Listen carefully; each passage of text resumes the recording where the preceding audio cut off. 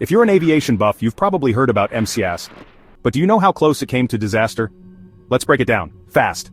MCAS stands for Maneuvering Characteristics Augmentation System. It was designed to help the 737 MAX feel like older Boeing planes, especially when climbing.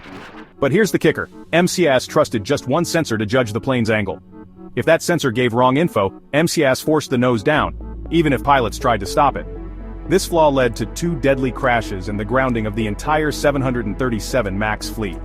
The lesson? Even small software decisions can have massive real-world impacts, especially in the sky. Now, every 737 MAX has new safeguards so this can't happen again. Crazy, right?